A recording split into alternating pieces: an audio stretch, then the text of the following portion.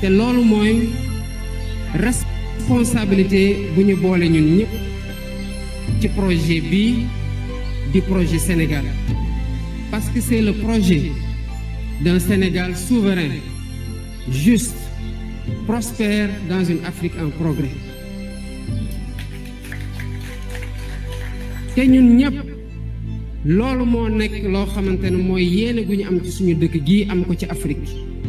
yàlla may ñu nag une opportunité historique ñu réaliser ko pour génne Sénégal ci guute gi mu nekk mais surtout inspirer l'Afrique et le monde. ku gis bi président Macky Sall reporté élection yi ni àdduna yépp waxee nga xam ne ñun sénégalais yi le peuple sénégalais responsabilité bu mag la am ci nu muy inspirer ci nu mu doon inspirer l'Afrique war ko continuer di ko inspirer te li taxoon muy inspirer Afrique parce que dafa amoon ay patriotes convaincus yu xaroon seen tànk tubéy am taxawaay boobu te ñooñu jógewuñu fi ba tey mooy ñi ma jàkkaarlool ñii sama kanamte di leen delloowaat sant bu baax a baax a baax ci soutien bi ci solidarité bi envers tous les détenus et leurs familles yéen ñëpp autant que vous êtes notamment ngeen jéggal ma ñi nekkoon autour des chemins de la libération vous avez été exceptionnels envers les détenus te mën naa ko wax ñeneen ñi ma nekkaloon kasu mën nañu am luñ ci seede tamit xëy na lu raw li ma ci mën a wax waaye njabootu détenu yi tamit mën nañ ci wax lu bare te loolu mooy àndu góor mooy bu tolof-tolof amee ku nekk yëg ko te am taxawaay gu war ci kaw ki tolof-tolof gi dal nga jàpp ne ci sa kaw la dal kon santaat leen bu baax a baax ci soutien bi solidarité bi taxawaay bi dans les prisons et auprès des familles des détenus et des victimes di masawu candidat yi nga xamante ne dem nañu jël seen alal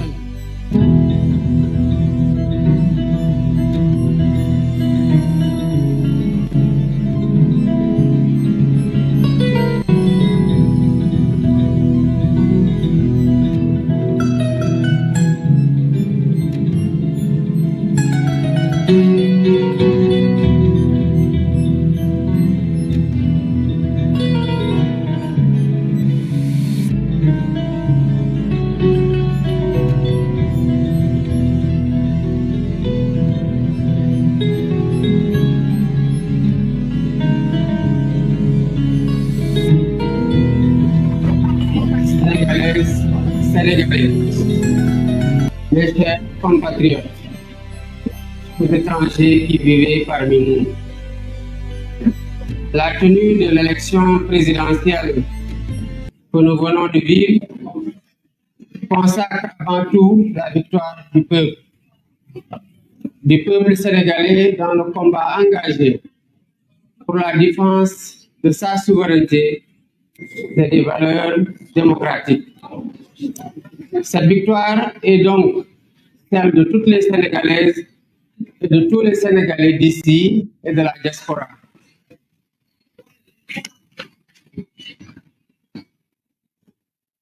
Rendons grâce à Dieu de nous avoir permis de vivre ce moment historique de la vie de notre nation. Je voudrais remercier le peuple sénégalais pour le choix porté sur ma personne et au-delà de ma personne sur le projet que je porte et partage avec de nombreux compatriotes. Je salue la posture des autres candidats qui, sans exception, ont honoré une tradition bien sénégalaise sans même attendre la proclamation des résultats officiels par les instances habilitées de l'État. Leurs messages de félicitations sont le témoignage éloquent de leur grandeur, de leur humilité, de leur attachement aux valeurs républicaines et aux principes démocratiques. Je salue la posture du président Macky Sall dont la vigilance et l'engagement ont permis de garantir un scrutin libre, démocratique et transparent, assurant ainsi un scrutin libre, démocratique et transparent, assurant ainsi un résultat reconnu par tous les protagonistes. Tout en regrettant les peines et les souffrances vécues ces dernières années, les vies brisées ainsi que celles qui ont été perdues, je voudrais reconnaître et saluer l'attachement de notre peuple à la démocratie, à la justice et à l'égalité. Je remercie et félicite aussi tous les leaders de partis politiques, associations, mouvements citoyens et personnalités indépendantes qui ont cru en notre projet et rejoint ou soutenu la coalition Diomaye Président. Je m'associe aux autres candidats. M'associant aux autres candidats, je voudrais féliciter les services de l'État qui ont assuré l'organisation matérielle de l'élection. Les observateurs internationaux que j'associe également à mes remerciements témoigneront sans doute de la régularité du scrutin. En m'élisant président de la République, le peuple sénégalais a fait le choix de la rupture pour donner corps à l'immense espoir suscité par notre projet de société, que notre projet de société a suscité, et donner corps à ses aspirations. Je m'engage à gouverner avec humilité, dans la transparence, à combattre la corruption dans toutes les échelles, à toutes les échelles. Je m'engage à me consacrer pleinement à la refondation de nos institutions et au renforcement des fondements de notre vivre ensemble. Je lance un appel à nos frères et sœurs africains pour qu'ensemble nous consolidions les acquis obtenus dans les processus de construction de l'intégration de la CEDEAO, tout en corrigeant les faiblesses et en changeant certaines méthodes, stratégies et priorités politiques. Je mènerai des actions similaires avec la même abnégation pour l'unité et l'intégration politique et économique du continent. Je voudrais dire à la communauté internationale, à nos partenaires bilatéraux et multilatéraux, que le Sénégal tiendra toujours son rang. Il restera le pays ami et l'allié sûr et fiable de tout partenaire qui s'engagera avec nous dans une coopération vertueuse, respectueuse et mutuellement productive. J'ai une pensée pour les femmes et les jeunes. Une partie importante des ressources de la nation sera mobilisée pour abréger leurs souffrances et leur manque de perspective. Le peuple sénégalais a compris et choisi. Ce projet que le peuple sénégalais a compris et choisi permettra de libérer l'énergie créatrice qui sommeille en chacun d'entre nous et de mobiliser et valoriser les importantes ressources humaines, spirituelles et naturelles dont regorge notre pays pour en faire le moteur de notre sursaut. Au vu des urgences qui étreignent et de l'espérance placée en nous, nous travaillerons de manière acharnée et méthodique autour des chantiers prioritaires dont les plus importants à nos yeux sont la réconciliation nationale et la reconstruction des bases de notre vivre ensemble, la refondation des institutions, l'allègement sensible du coût de la vie, les concertations nationales inclusives, sectorielles sur l'évaluation et la relance des politiques publiques. Mes chers compatriotes, cette élection est intervenue dans un contexte marqué par une crise préélectorale qui aura coûté des vies, qui aura fait de nombreux blessés, qui aura vu de nombreux patriotes emprisonnés. Nous entendons tourner cette page pour réconcilier les cœurs, réconcilier les Sénégalais et nous mettre inlassablement au travail qui devra marquer et réaliser l'espoir qui a été suscité par mon élection et le projet dont je suis le porteur. Mbokki Sénégal gannaaw bi ñu sant Yàlla ñu ngi féliciter ndokkeel peuple sénégalais di wax ne lii xew ci élection présidentielle 2024 bii élection la boo xam ne ndamal peuple sénégalais la wone ndax askanu Sénégal mi dafa xeex pour que élection am dem ci jàmm wote ji tànn ab président ci jàmm ñu sant Yàlla nag ci bum ñu mayee ñu doon ñoo xamante ne ñoom lañ tànn doon ñoo xamante ne fekkee nañu li xew fekkee nañu tamit fu ñu utee pexe te jàpp nañu ne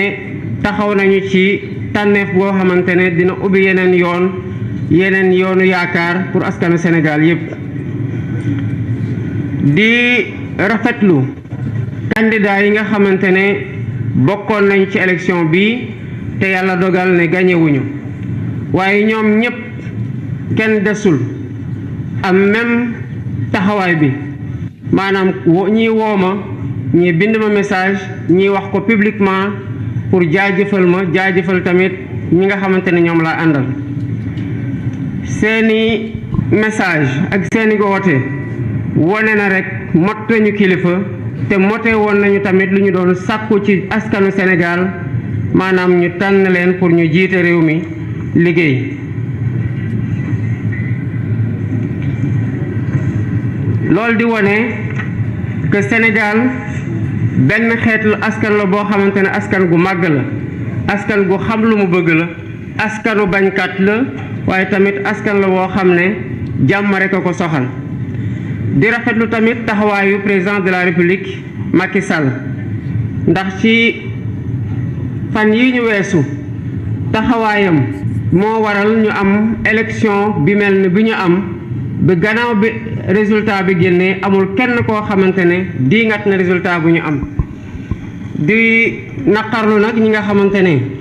laata ñuy egg ci élection li fi jot a xew tax na mu am ñi ci am ay gaañu am ñoo xamante ne ñàkk nañ ci seen bakkan am ñoo xamante ne ñu bari dem nañu kaso ñu di leen fàttaliku di leen ñaanal di leen masaw ñoom ak seen njaboot te di leen dig ne yu mel noonu Sénégal incha allah dootu fi amati di wax ne rek askanu Sénégal ak lu ñu mënti wax mën nañu ko séedal ne ñu fonk seen bopp la ñu xam fu ñu bëgg a jëm la ñu bëgg ay njiit yu baax lañu te ñu bañ nooteel la ak injustice may féliciter jaajëfal di ndokkeel ñi nga xamante ne ay leaderu parti politique lañu wala ay leaderu association wala ay leaderu mouvement citoyen wala sax ñu doon ay kilifa yoo xamante ne féetewuñu fenn waaye jàppale nañu wala ñu woote pour ñu jàppale ñu woteel candidat Bassirou Diomaye Faye ba ñu am ndam lu ñu am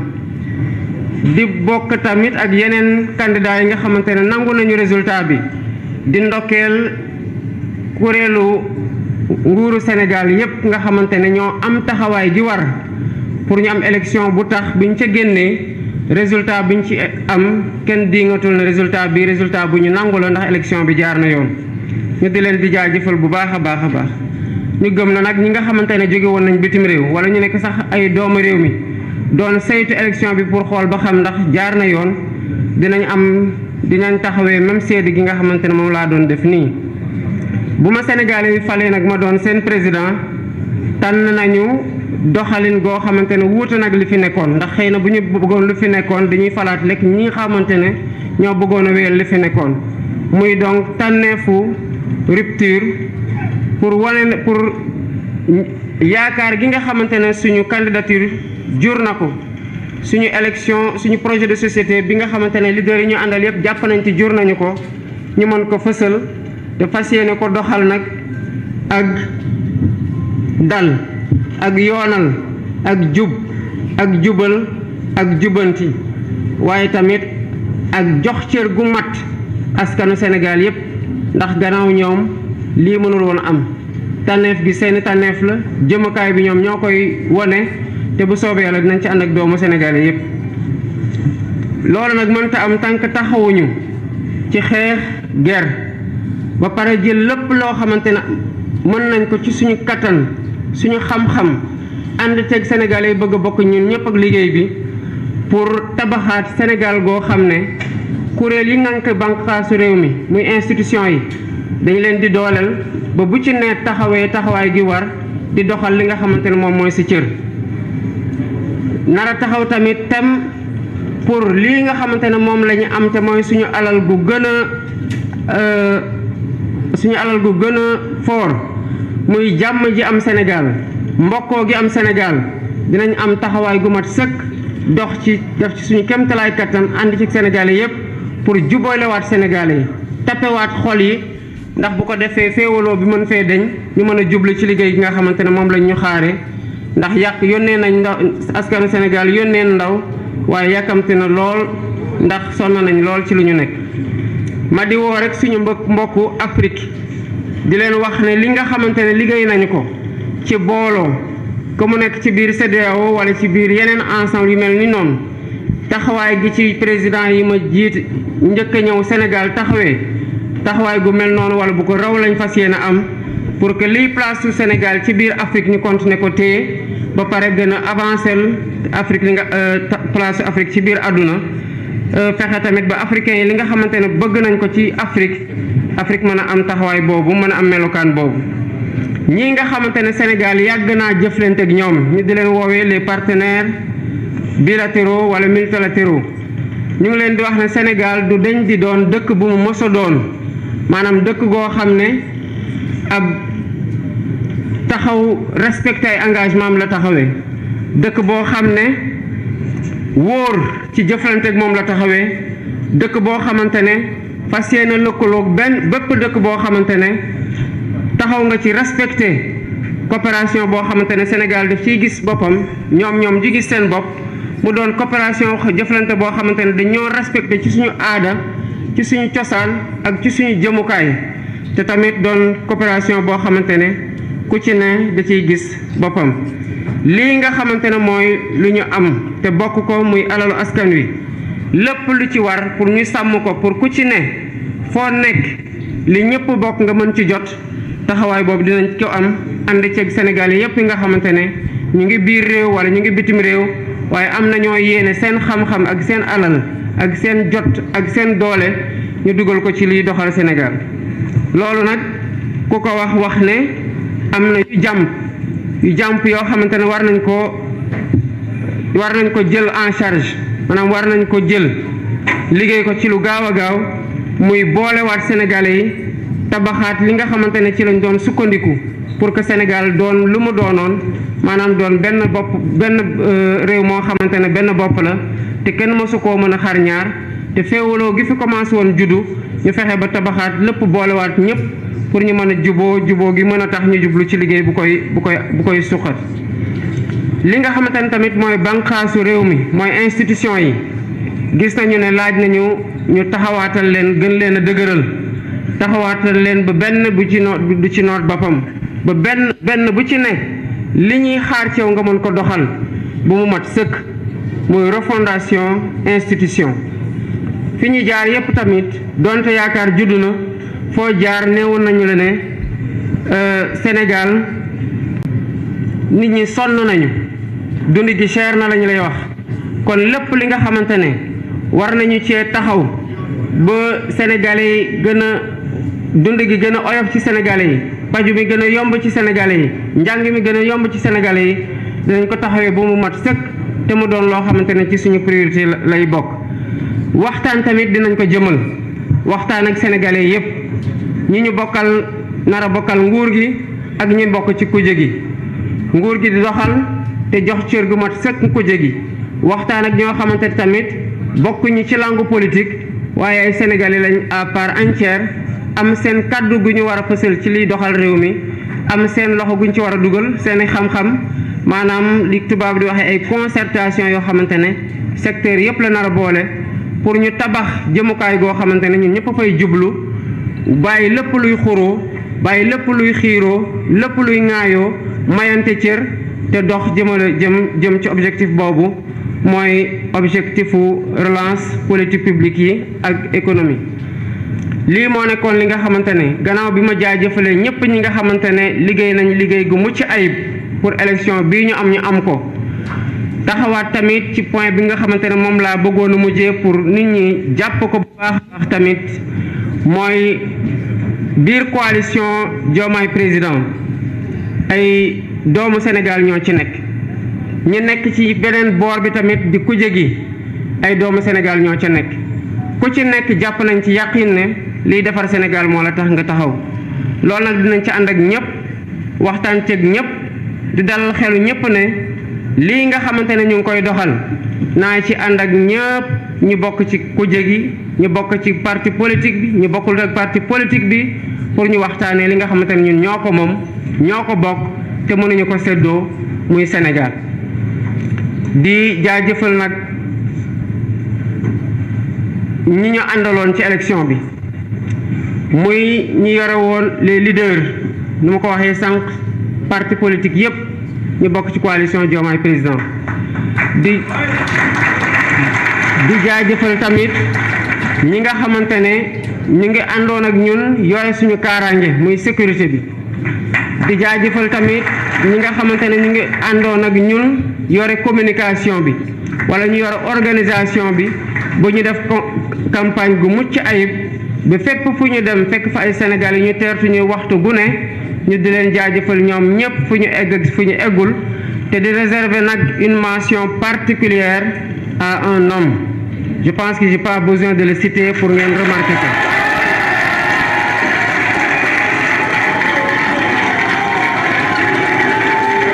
muy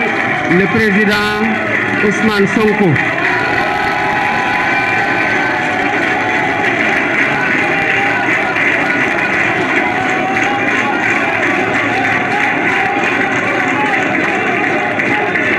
mention particulière boobu ma koy defal dañ ko ci ndokkeel ci gis-gisam ci détachement am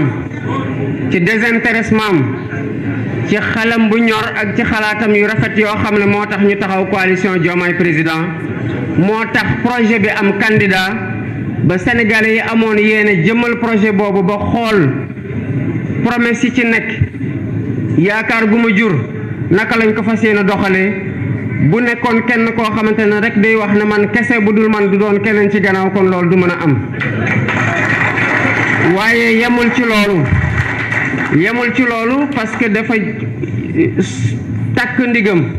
takk ay dalam sol yéeram yendalul fanaanalul guddeeg bëccëg subaak ngoon soit ñu ànd soit mu jël axe ma jël beneen axe muy battre campagne matin au soir 6 heures du matin ñu koy gis muy battre campagne 2 heures du matin ci bëccëgu ndar kam ci subateel donc jaar na fu ne def na lu ne te lu ci nit ñi gis rek ci lu fës nañ xam ne lu ñu gis mu def ko ci lu fësul moo ëppi solo ci lu waral résultat bii tey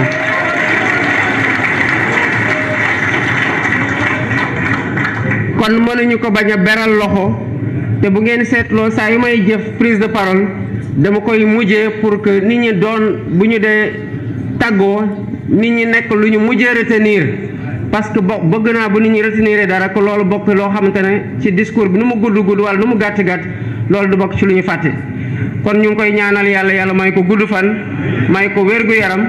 ba yéene gi nga xamante ne ak ñu ci àndal yépp ci liggéey bi am na ko ci ñu mën ko doxal ci Sénégal mu Sénégal gu naataange Sénégal gu ñu may cër bàyyee ko xel gën ko fonk ci àdduna ak ñu teg ko tamit ci loxo yoo xamante ne ay loxo yu wóor la combat yi nga xamante ne daan nañ ko xeex mu doon combat yoo xamante ne combat suñu génération la mais du doon combat prochaine génération bi parce qu'il nous faut avancer résolument vers le progrès économique social et culturel lii moo nekkoon li ma leen bëgg a jéegal ci kàllu maa ngi leen di sant bu baax di leen gërëm asalaamaaleykum wa rahmatullah. dégg ngeen ko mu nekk le président Bassirou Diomaye Faye nouvellement élu en attendant ko ñëm ci officialisation ñëwal li nga xam ne moom mooy tukkee ci wàll bi ni mel moom ma doon yëkkati